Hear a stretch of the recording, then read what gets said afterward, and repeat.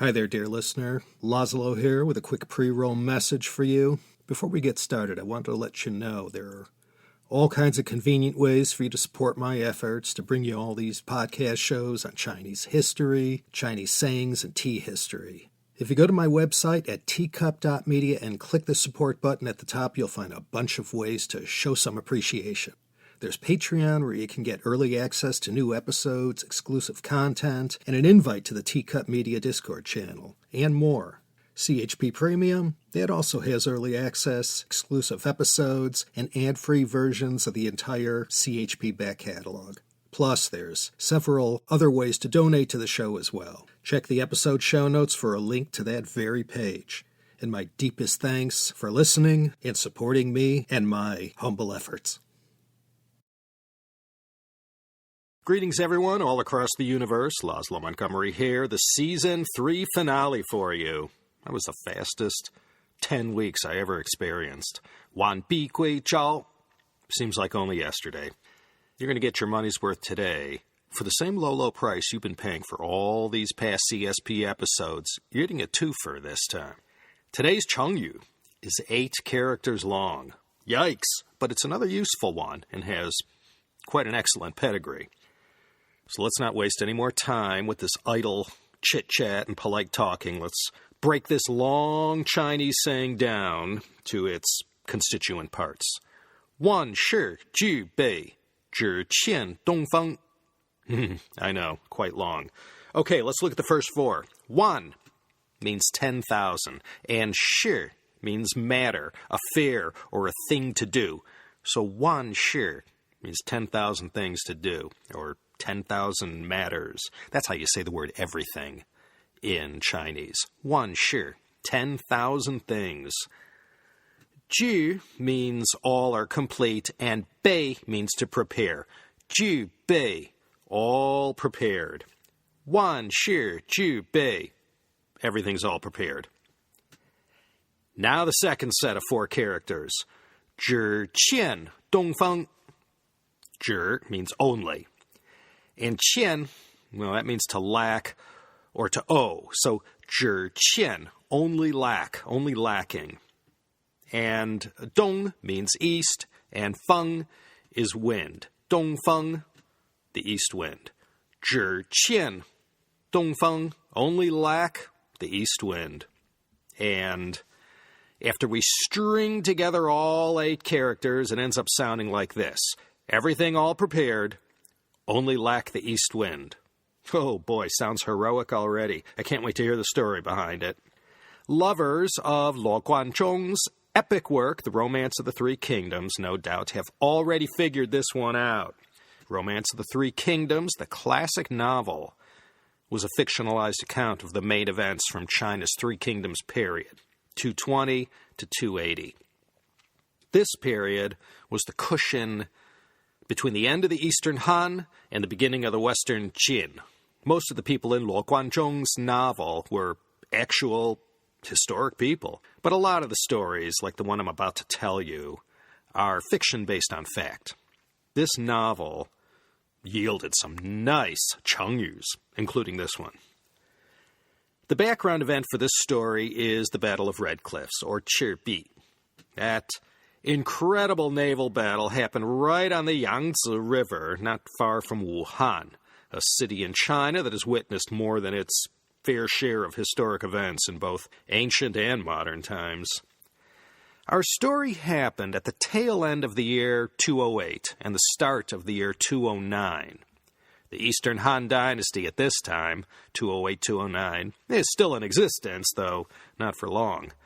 The Han Emperor Xian was kept in the pocket of the mighty Chancellor Cao Cao and was merely a puppet at this stage. Cao Cao's power base was in the north of China, where the emperor resided. He had this idea one day to set himself up as emperor of his own dynasty. Now, opposing Cao Cao was a shaky alliance between the 2 power bases in the south of China. Liu Bei, from last episode, those flabby thighs, based in the west, and Sun Quan in the east. And these 2 enemies of Cao Cao had agreed to join forces to overcome the much more powerful armies to the north.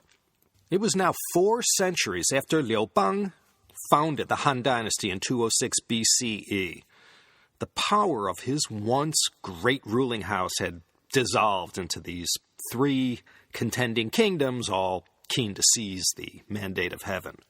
So this Battle of Chirbi was meant to be a knockout punch from Cao Cao to both Liu Bei and Sun Quan. So he advanced south with overwhelming force and with a massive navy.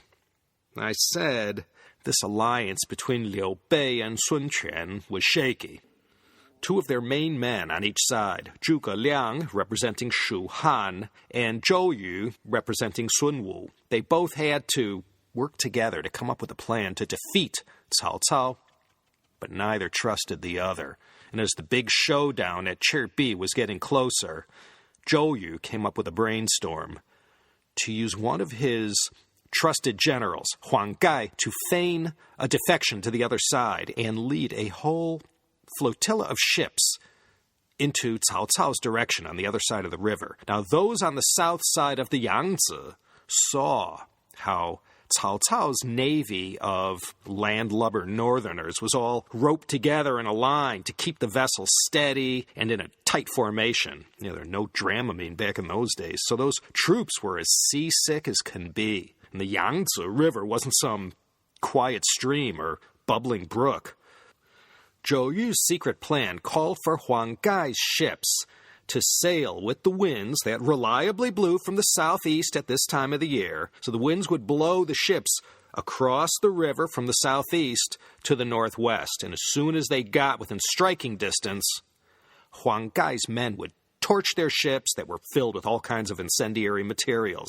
And then they'd jump overboard, and then the east winds would just blow these fire ships right into Cao Cao's unwitting navy, all tightly tied together. And the whole armada, in one fell swoop, would get flamed. Well, when the moment came, Zhou Yu had everything in place. But wouldn't you know it, his best-laid plan, so meticulously put together down to the smallest detail, ended up being all for nothing.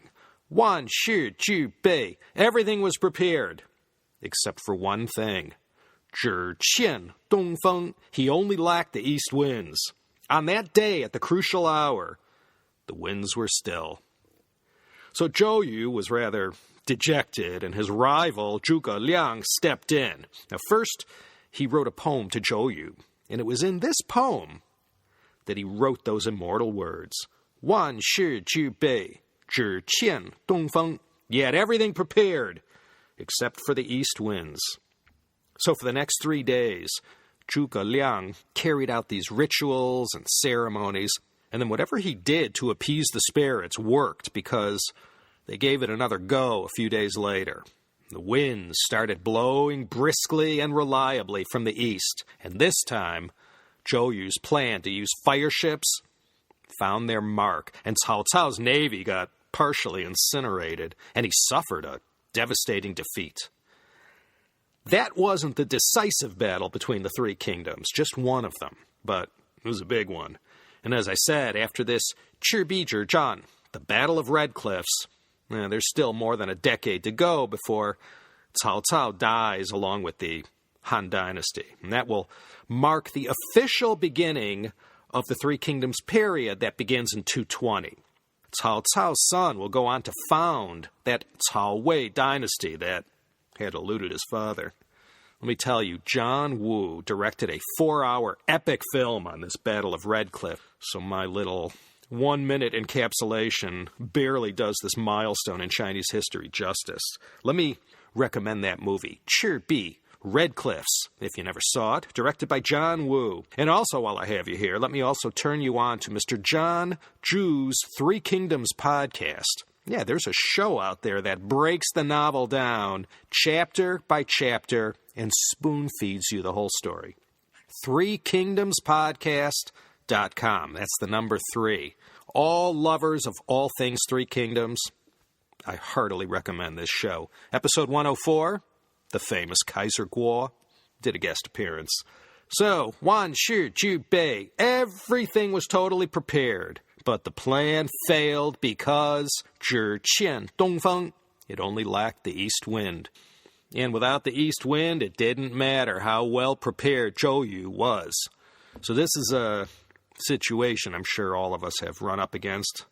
One time or another, you set out to do something, and the one thing you didn't think of, after you planned everything down to the smallest detail, didn't happen. And your whole big idea went down the old proverbial toilet.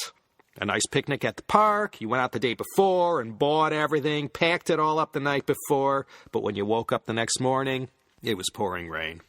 万事俱备，只欠东风. I hope you don't have to use this one anytime soon.